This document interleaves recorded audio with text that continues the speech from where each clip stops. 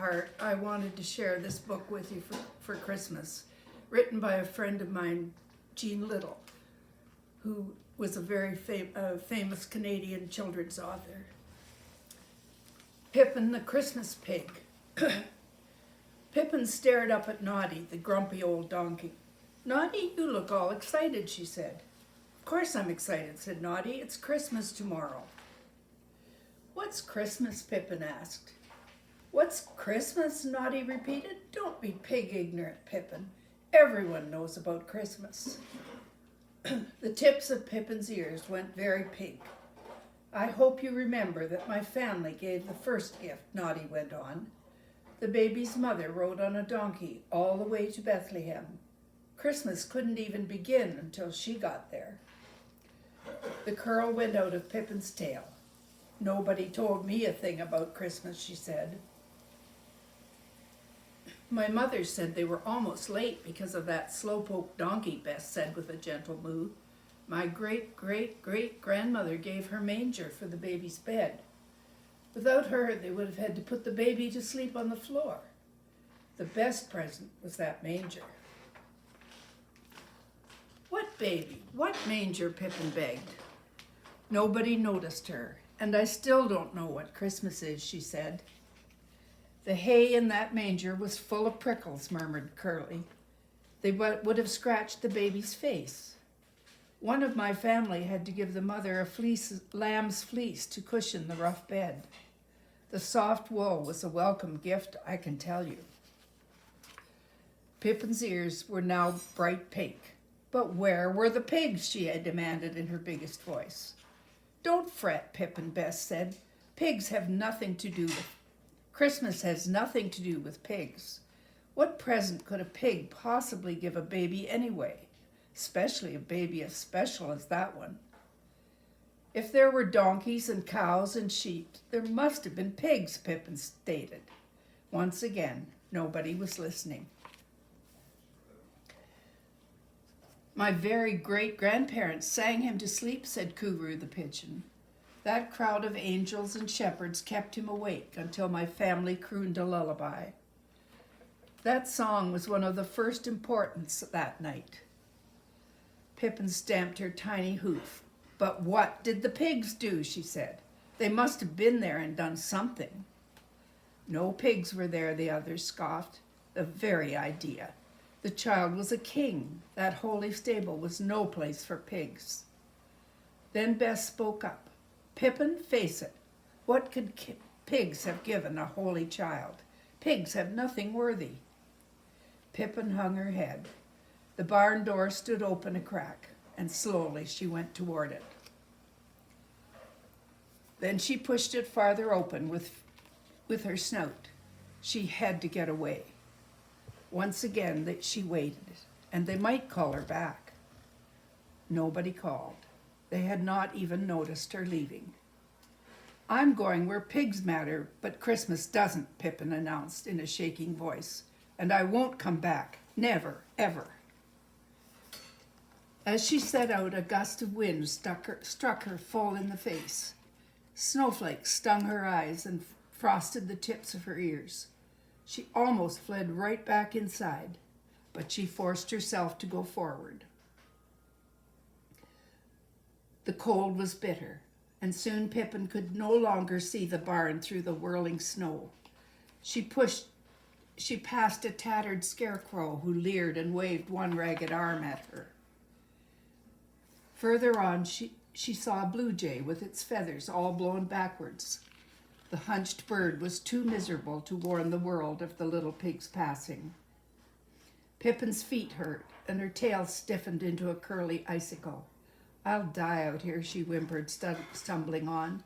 "If I don't turn back, I will perish." But she had sworn never to go back, and they didn't want her. They had said pigs were good for nothing. At long last, Pippin reached the main road. She peered up in the mailbox and wished she could climb inside, but she passed it and kept going. Down the road, she stopped to catch her breath. Through the snow, she glimpsed a woman coming toward her, carrying a baby in her arms. Pippin moved closer for a better look. The woman staggered. She wore no gloves or hat, and her jacket was thin. And the little girl, so sound asleep that her head nid-nodded on her mother's shoulder, looked too heavy for her to carry much further. Poor things, Pippin murmured, forgetting her own troubles for a moment. Shh, the woman crooned to the baby. We have so far to go, but maybe we can find a nice warm barn to rest in. She shivered. Pippin knew where to find a warm barn. She had sworn never to return there, but this was an emergency. Follow me, she grunted, and nudged the woman along the road until they came to the long farm lane. Maybe the wind had dropped, for Pippin felt a little warmer. Even the scarecrow's smile looked friendlier. At the barn door, the little pig pushed ahead. Listen to me, she called to the animals. Don't interrupt, Pippin, said Naughty. We're making Christmas plans. I don't care, Pippin yelled.